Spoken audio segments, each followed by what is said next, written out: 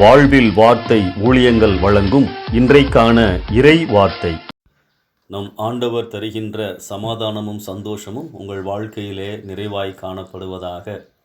வேதத்தில் காணப்படும் சில மனிதர்களை பெரிய ஊழியக்காரர்களை உருவாக்குவதற்காகவே ஆண்டவர் பயன்படுத்தியுள்ளார். இந்த லெந்து நாட்களில் இன்று நாம் தியானிக்கும் வேத கதாபாத்திரம் ஆறுதலின் மகன் என அர்த்தம் கொள்ளும் ஊழியக்காரராகிய பர்னபா. இவருடைய வாழ்க்கையில் பல உயரிய பண்புகளை காணலாம். முதலாவது, தேவனிடத்தில் தன்னை அர்ப்பணித்த பர்னபா. அப்போஸ்தலர் 4ஆம் அதிகாரம் 37ஆம் வசனத்திலே தன் நிலத்தை விற்று காணிக்கையாக கொடுத்தவராக நமக்கு இங்கே பர்னபா அறிமுகமாகிறார். தேவனுக்கு கொடுக்காமல் என் அன்பையும் அர்ப்பணிப்பையும் நாம் வெளிப்படுத்த முடியாது.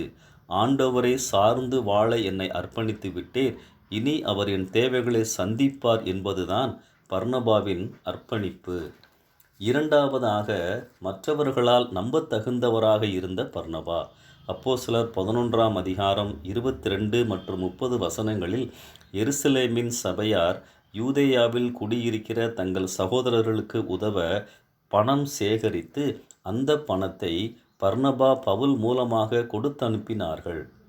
கலாத்தியர் 2:9 ஊழியத்தில் பர்னபாவிற்கு மூத்த ஊழியக்காரர்கள் ஆதரவாயிருந்தார்கள் என வாசிக்கிறோம். மூன்றாவதாக, தன் வாழ்வில் இயேசுவை பிரதிபலித்த பர்னபா. அப்போஸ்தலர் 11:24ஆம் வசனத்திலே பர்னபாவை குறித்து, பர்னபா நல்லவனும் பரிசுத்த ஆவியினாலும் விசுவாசத்தினாலும் நிறைந்தவராயிருந்தார் என எழுதப்பட்டுள்ளது. ஒரு ஊழியக்காரருக்கு சாட்சியின் வாழ்க்கைதான் முக்கியமானது. இயேசுவின் சாயல் அவருடைய வாழ்க்கையில் காணப்பட்டது.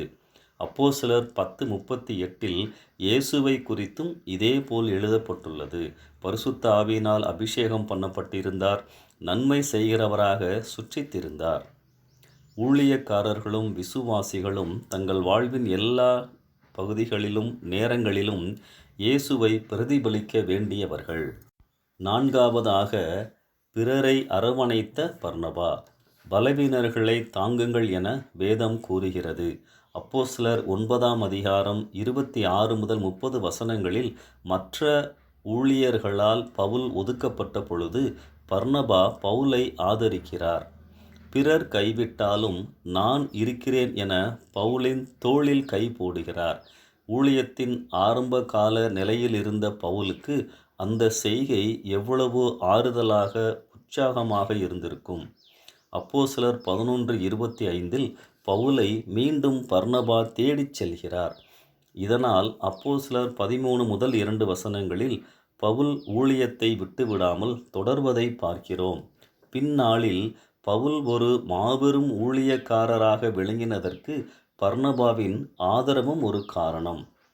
ஒரு கட்டத்தில் அப்போஸ்தலர் 15ஆம் அதிகாரம் 36 முதல் 41 வசனங்களில் யோவான் மார்க்கு என்பவரை ஊழியத்திலே கூட அழைத்து செல்வதின் காரணமாக பர்னபாவிற்கும் பவுலுக்கும் கருத்து வேறுபாடு உண்டாகிறது. இந்த சமயத்தில் பவுல் வளர்ந்து பெரிய ஊழியக்காரராகி விட்டார். அப்போதும் பர்னபா எப்படி அன்று பவுலை அரவணைத்தாரோ அதே போல இப்பொழுது மார்க்கு யோவானை அரவணைக்கின்றார். அவரை தன்னோடு அழைத்து செல்லுகின்றார். இந்த யோவான் மார்க்கு தான் பின்னாளில் மார்க்கு சுவிசேஷத்தை எழுதினவர் மட்டுமல்ல, பவுல் இவரை எனக்கு இவன் ஊழியத்திற்கு புரோஜனம் உள்ளவன், கூட்டிக் கொண்டு வாருங்கள் என ஒத்துக்கொள்ளுகின்ற அளவிற்கு யோவான் மார்க்கு முன்னேறி இருந்தார். 2 தீமோத்தேயு 4:11 நாம் பார்க்க முடியும். ஆம், பர்னபா 2 சிறந்த ஊழியக்காரர்களை உருவாக்கினார் என்று சொல்லி நாம் பார்க்கிறோம். ஐந்தாவதாக, கடவுளின் மகிமையை தனக்கென்று எடுத்துக்கொள்ளாத பர்னபா.